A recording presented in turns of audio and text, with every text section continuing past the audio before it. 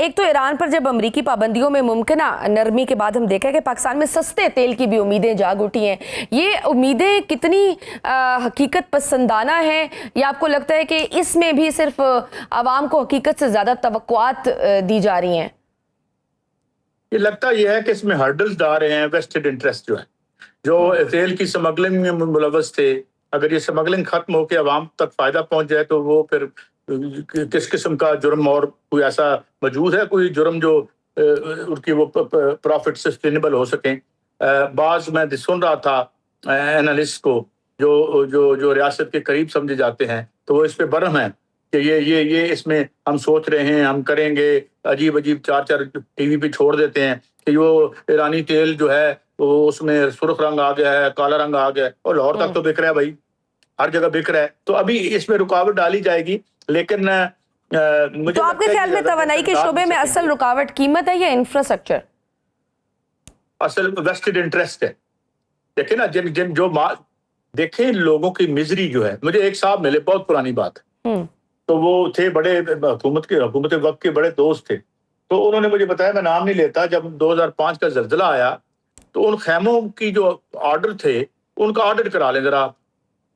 او بھائی ہماری مزری جو ہے وہ کسی کی پروفٹیبلٹی ہوتی ہے, آپ سمجھے نا. تو یہ ہے اصل میں, وہ یہ ہے کہ آپ کیا انویسٹڈ انٹرسٹ کو ریاست اپنی طاقت سے رین ان کر لے گی تو عوام تک پہنچے گا تو ظاہر ہے سماج میں بے چینی کم ہوگی اور ایک امن و امان رہے گا. Let's see whether it suits them or not. صحیح, کیونکہ آپ بارہا معیشت اور سیاست کے باہمی تعلق پر بات کرتے رہتے ہیں.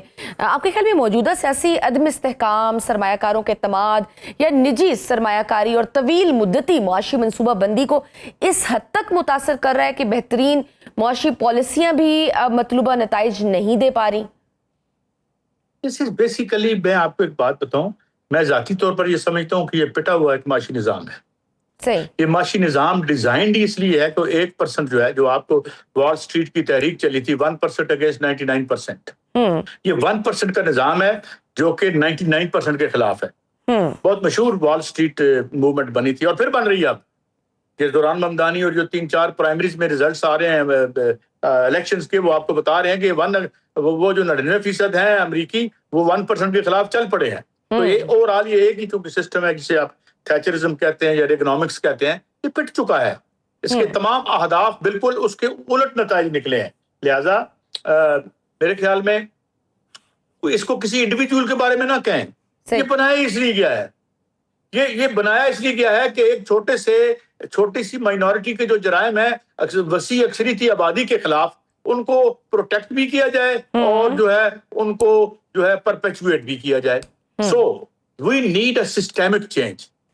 سر, وفاقی حکومت کے پاس گزشتہ 2 سالوں سے سفارتی کامیابی کا جھنڈا موجود ہے. ان سے کوئی سوال پوچھا جائے تو وہ کہتے ہیں جناب کہ عالمی سطح پر پاکستان کا نام ہو گیا اور پھر عسکری کامیابی کو حکومتی کامیابی بنا کر خاموش کر دیا جاتا ہے. کیا موجودہ حکومت اسی بیانیے پر اگلے انتخابات میں بھی جائے گی, اور کیا یہ ان کی سیاسی بقا کا باعث بنے گا؟ ووٹر کی ضرورت کیا ہے؟ کامریڈ سٹالن نے کہا تھا کہ ووٹ ڈالنے والا اہم نہیں ہوتا, ووٹ گرنے والا اہم ہوتا ہے. اس لیے یہ ووٹ شوٹ چھوڑ دیں. یہ بھی سب سے بڑا فراڈ جمہوریت کے نام پہ جو فراڈ ہوا پوری دنیا میں, یعنی ہر جگہ پہ. تو یہ تو it is the rule of the big business. مجھے بتائیں نا, اسمبلی میں آپ نے سنا کہ پہنچ گیا ہو, ایک اروند کیجریوال وہاں پہنچے, وہ بھی بیوروکریٹ تھا, ان کا انکم ٹیکس کا افسر تھا. کوئی مزدوروں کا نمائندہ, کوئی کسانوں کا نمائندہ, گراس روٹ بندہ پہنچتا ہے وہاں پہ. اور 0.1% لوگ ہیں جو الیکشن کا وہ افورڈ نہیں کر سکتے, یعنی جو صرف الیکشن لڑنا افورڈ کر سکتے ہیں. تھوڑی بہت جو مڈل کلاس کی ایک موومنٹ ہمیں نظر آئی تھی, اور تلوار ٹوٹ کی ٹائپ عمران خان صاحب کی, جس میں ایک مڈل کلاس کی ایک نیشنلسٹ انہوں نے وہ کر دیا تھا, اس کو سپر کر دیا تھا, وہ بھی ختم ہو گئی. خود ان کی گورنمنٹ کتنی ان پاپولر ہو چکی تھی جب تک کہ گرا نہ دی گئی. 1.5 سال میں وہ بھی ختم ہو جانے تھے خواب. جو تو اور تلوار ٹوٹ گئی اور وہ جو ایک مڈل سر آپ کو کوئی امید نظر آ رہی ہے, کوئی بہتری نظر آ رہی ہے؟ پھر آپ جس طرح سے کہہ رہے ہیں حکومتی نظام کی تبدیلی کی بھی باتیں ہو رہی ہیں کہ جناب میں بھی شاید قومی حکومت قائم ہو جائے یا کسی نئے قسم کا پارلیمانی نظام آ جائے. اس کے علاوہ اگر صوبے مزید بن جائیں یا انتظامی یونٹس فعال ہو جائیں تو شاید حالات بدل سکتے ہیں. آپ کو لگتا ہے کہ موجودہ سیاسی لاٹ موجود ہو اور نیا نظام بھی آ جائے تو اس سے ملک میں کوئی عوام کے لیے کچھ بہتری آ سکے؟ کوئی امید ہے؟ نہیں, مجھے نہیں لگتا اس نظام میں امید ہے, کیونکہ یہ جتنے لوگ منصہ شہود پہ ہیں جو آپ کو نظر آتے ہیں, بڑے بڑے سورما اور جگادری جو لڑ پڑتے ہیں آئین کو ہم سیدھا نہیں ہونے دیں, they are the real and very faithful product of the system. They will disappear when system will disappear. جہاں تک رہی بات تبدیلی کی جو وہیکلز ہوتی ہیں, وہ تحریکیں ہوتی ہیں, پولیٹیکل پارٹیز ہوتی ہیں, وہ مری نہیں ہیں, وہ نہ مریں گی, اور جب تک دنیا میں بے انصافی موجود ہے یہ اٹھتی رہے اور وہی تبدیلی کریں گے. عجیب و غریب قسم کے بلز آ رہے ہیں. ابھی پنجاب اسمبلی میں ہم نے دیکھا کہ سماج دشمن بل پیش ہوا, اس میں جو شکے تھی اس سے تو حکومت کے اپنے اتحادی اور لوگ بھی متفق نہیں تھے. آخر ایسے بل بنتے کہاں ہیں جو پیش ہونے سے پہلے حکومت کو بھی معلوم نہیں ہوتا کہ وہ کیا پیش کر رہے ہیں, کیا انٹینٹ ہوتی ہے سب کے پیچھے حکومت کی؟ میں نے تو تھوڑی سی عرض کی ہے, ہم بل کی مخالفت کر بھی لیں گے تو کیا ہوگا, مگر میں پنجاب گورنمنٹ سے ایک ریکویسٹ کرتا ہوں, لے آئیں بل, یہ بھی لے آئیں. ویسے کون سے پہلے قانون نہیں ہے اور کس قانون کی ضرورت ہے آپ کو کسی انسان کے حقوق کو پامال کرنے کے لیے؟ آپ اس میں اس طرح کریں, اگر اس کو آپ نے پازیٹیو بنانا ہے تو اس میں شک ڈال دیں کہ جس نے ٹھیکہ بیچا ہو, کک بیک لی ہو, آفس کا غلط استعمال کیا ہو, اپنی پولیٹیکل پاور کو اپنے نجی کاروباروں کو بڑھاوا دینے کے لیے استعمال کیا ہو, ان کے لیے بھی یہ سزائیں تجویز کر دیں. ہم آپ کے ساتھ ہیں, ہم آگے کھڑے ہو کر لڑیں گے. پھر تو پوری کی پوری سر میجورٹی کی اسمبلی خالی ہو جائے گی.